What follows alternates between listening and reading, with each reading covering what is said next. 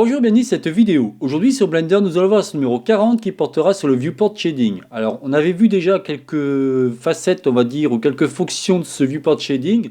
On passait par exemple des filaires en mode solide et ainsi de suite. Mais là, on va rentrer un peu plus en détail afin de bien comprendre comment celui-ci fonctionne.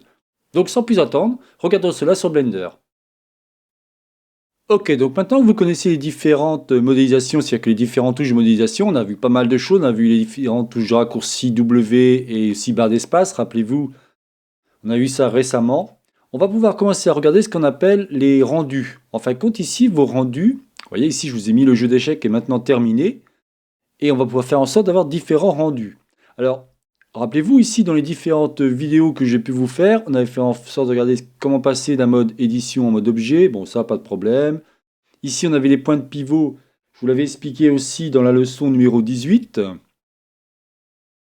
La gestion des calques, c'était dans la leçon numéro 11, et ainsi de suite. Le outliner numéro 32. Alors ce qui va vous intéresser en fin de compte, c'est de pouvoir avoir un rendu. C'est-à-dire qu'ici, il faut comprendre que selon la machine que vous allez utiliser, là moi j'ai une machine assez puissante pour avoir un rendu en temps réel sans aucun problème. Si vous utilisez par exemple un ordinateur portable ou des choses comme ça, ce que je fais des fois sur un autre ordinateur, effectivement là c'est un peu plus embêtant. Quoi qu'il en soit, vous avez ici différents rendus, on appelle ça le viewport shading. Il se trouve ici, vous voyez. On clique ici et on va se mettre par exemple en bounding box. Alors bounding box, qu'on peut voir, tout le monde est en fin de compte un espèce de carré ou un rectangle, tout simplement.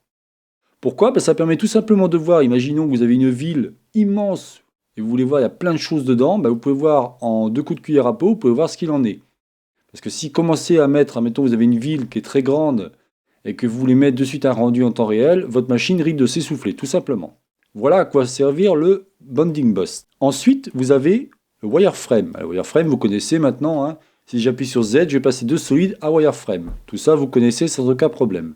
Voilà, je vous ai activé le screencast afin que vous puissiez voir les touches que je vais appuyer. Donc, comme je disais, j'appuie sur Z automatiquement. Alors, il y a un truc qui ne me va pas. Excusez-moi. Voilà. Donc, ce qui est intéressant, c'est qu'on peut passer du mode wireframe en solide. Vous le retrouvez ici. Vous avez donc wireframe, on vient de voir à l'instant. Là aussi, très intéressant, pour ceux qui font de la modélisation et que vous avez un ordinateur qui n'est pas très puissant, vous pouvez rester en wireframe ou même en solide, et votre machine, normalement, ne ramera pas trop. Après, ça dépend toujours pareil de la machine que vous utilisez. Ici, on va passer donc en solide, et là, vous aurez automatiquement un rendu. Alors, normalement, si vous avez suivi mes cours, vous ne devez pas avoir tout ce genre de couleurs que j'ai mis en place. Pourquoi? Parce qu'en fin de compte, là, on est dans le viewport. Et le viewport, j'ai peut-être défini des couleurs, on va dire, au niveau du rendu. C'est-à-dire si je vais ici, dans cet onglet, vous voyez, on avait défini différentes couleurs, je ne sais plus ce que j'avais fait. Mais surtout, ce qu'il faut savoir, c'est que si je clique sur une pièce et que je regarde ici, vous voyez, on a ici, au niveau du module ou de l'onglet Setting, vous avez ici, vous pouvez changer la couleur. C'est-à-dire que cette couleur, en fin de compte, c'est celle qui apparaîtra tout simplement au niveau de mon viewport. C'est toujours intéressant. Ensuite, vous avez aussi un autre élément très intéressant. Si vous appuyez sur N, alors là, il y a plein de choses, donc je vais faire en sorte de les enlever parce qu'il n'y a plus besoin. Voilà, parfait.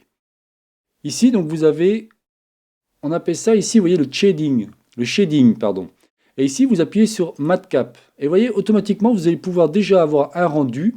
Alors un Matcap, c'est tout simplement des matériaux déjà pré-attribués ou c'est une espèce de précepte de matériaux qui va vous permettre de voir un peu ce que ça peut donner. Vous voyez de suite. Ça fait un peu comme un laboratoire de matériaux où vous allez pouvoir commencer à voir ce que ça va donner en temps réel. On n'a pas encore vu les matériaux, soyez patient, mais déjà je peux vous montrer ce qu'on peut faire. Vous voyez, on arrive à faire des trucs sympas. Ça vous permet de voir si votre modélisation est vraiment bien faite ou pas. Tout simplement. Voilà, c'était le petit aparté par rapport au matcap. Continuons. Alors ici, vous avez ce qu'on appelle la texture. Alors la texture, en fin de compte, vous voyez, on a toujours notre shader. La shader, c'est comme un matériau, hein, on va dire, on ne l'a pas encore vu, mais ici, vous avez le shader, donc le matériau, mais ici, vous avez une texture. Donc là, c'est tout simplement une texture de marbre que j'ai fait en sorte de récupérer. Alors pour la récupérer, là aussi, je vous montrerai bien plus tard comment on fera ça. Là, je vous montre de suite ce que j'ai fait. Si je vais ici dans Node Editor, et là, vous voyez, on a donc... Alors, c'est pas ça qui m'intéresse, c'est ça, voilà. On a tout simplement une texture coordonnée avec un mapping, une image texture, un diffuse BSDF et on met ça sur un matériel on-pot. Alors évidemment, pour certaines personnes, ça ne doit pas leur parler. Mais c'était juste pour vous montrer ce que j'ai fait. Là, hop, voilà, je reviens là-dessus. Donc, qu'est-ce qu'il nous reste? Il nous reste maintenant matériel, comme je vous disais. Et vous voyez, en fin de compte, c'est le shader qui a été appliqué avant que je puisse faire des modifications. En gros, si vous voulez, c'est un shader, c'est un matériau, ça peut être de type cuivre, bois, et ainsi de suite.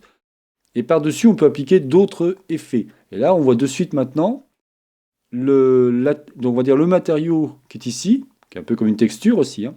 Et ici, on a les deux matériaux que j'ai appliqués sur mon damier et mes pièces. Un élément super intéressant, c'est celui-ci. C'est le rendering. Et là, vous allez voir qu'on va voir en temps réel ce qui se passe. Le problème, et c'est là que je voulais en venir, c'est qu'ici, vous êtes en temps réel, sous réserve, alors je vais mettre par exemple en solide, sous réserve qu'ici, au niveau de votre moteur de rendu, vous êtes bien en Cycle Render. Si vous êtes en Blender Game ou Blender Render, regardez, je le fais de suite, je fais ça et je mets en rendu. Mais il ne va rien se passer. Vous aurez un écran noir, ou je sais plus, on va voir de suite ce qui se passe, non, il ne se passe rien.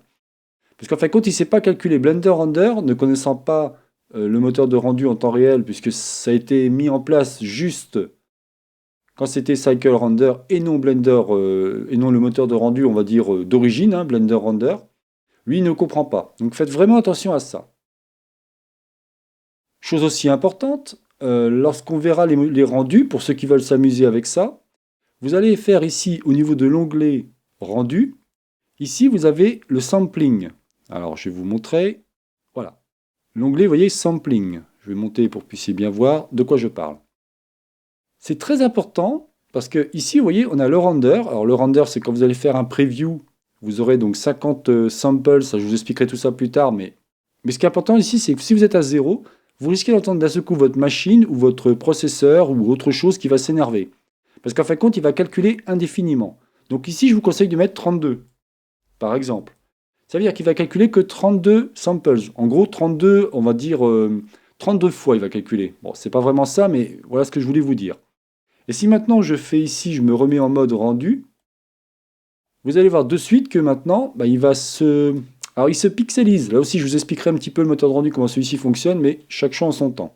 Voilà, donc je n'en dirai pas plus cette vidéo. C'est donc la chaîne Ça va pour tous, réalisée par Jean-Michel. Si vous avez aimé cette vidéo, n'oubliez pas de liker et tout simplement vous abonner à ma chaîne. Pour les prochaines vidéos, nous verrons en fin de compte les moteurs de rendu Blender. Donc, c'est-à-dire moteur de rendu Blender, c'est celui qui est d'origine depuis la version 2.5. Et on verra aussi, bien évidemment, le moteur de rendu Cycle, car c'est celui qu'on utilisera de plus en plus. Je ferai en sorte, en fin de compte, de vous faire un petit résumé, entre guillemets, de vous expliquer un peu comment cela fonctionne, mais vraiment très brièvement. Le but est de vous expliquer les deux moteurs de rendu, comment cela fonctionne. Je vous souhaite donc une bonne journée et à la prochaine vidéo. Bye bye.